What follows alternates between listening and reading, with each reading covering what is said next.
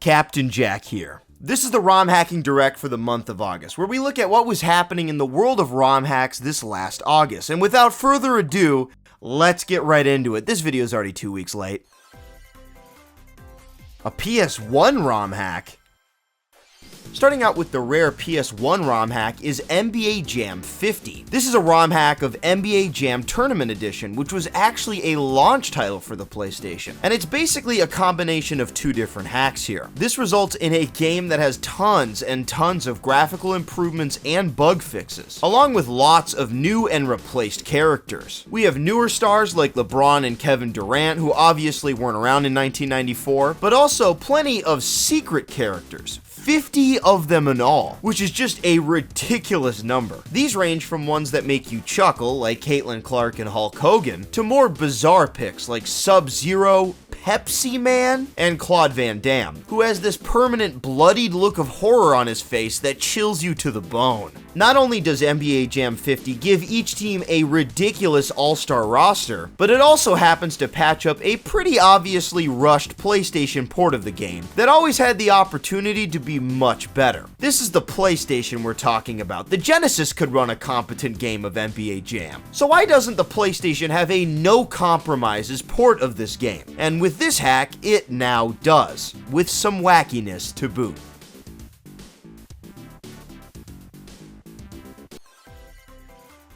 A Super Mario Bros. 3 level extravaganza.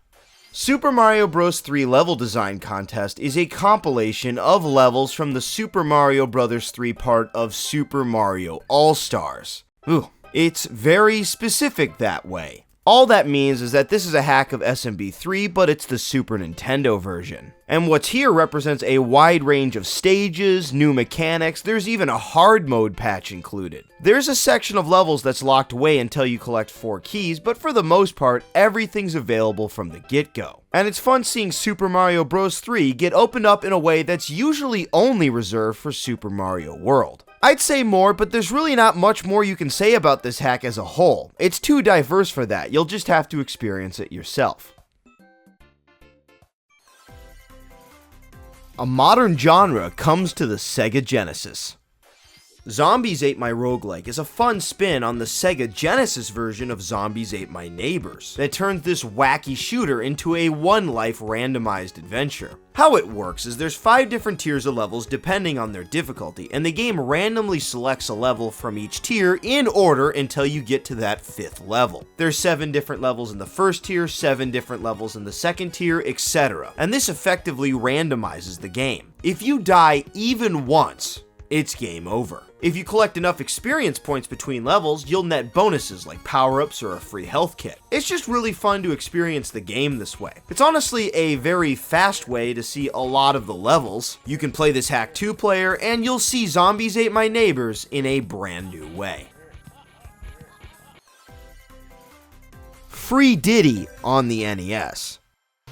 Kind of a bizarre subgenre of ROM hacks I've seen popping up more and more. It's ROM hacks of bootleg games. And I just want to highlight 2 that have been updated or released this August. And it's Mortal Kombat 2 and Donkey Kong Country, both for the NES. Not the Super Nintendo, the NES. These Taiwanese bootlegs have gotten upgrades in the form of Mortal Kombat 2 Arcade Edition hack and Donkey Kong Country Drax 01 edit, respectively. The Mortal Kombat 2 Arcade Edition hack cleans up the stages, adds actual voice clips for the special moves, and seems to redraw everything else from portraits to character animations. The game is also pretty snappy and fun to play this way, probably because it doesn't control like hot ass anymore. Yeah, the original game, when you'd get a move in, was allergic to combos, just bouncing all the characters all over the place. But, I mean, come on, it's a bootleg of a fighting game for the NES. You can't expect much more of it, really. But with this hack, it's actually pretty smooth to play. It's not gonna win any awards, the Super Nintendo and Genesis versions are much better, let alone the arcade. But, I don't know, a game in this state could have been released on the NES back in the day. I mean, the Game Boy had an official release of MK2, and it plays much better than that.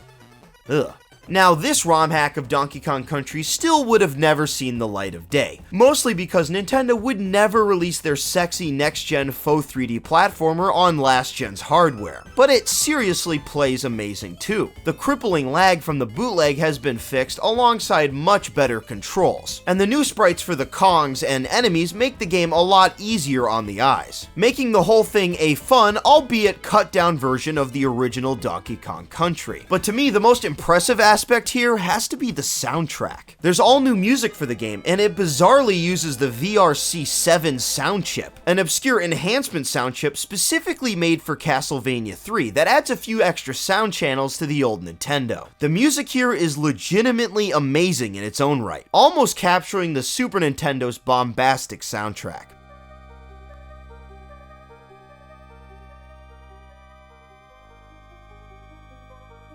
Now, this ROM hack is basically 3 hacks put together, and I'll link all of them in the description, but either of these bizarre NES bootlegs are actually really great to play this way. Give them a try if you're in the mood to play something a little bit on the strange side. Link's Haunted Mansion?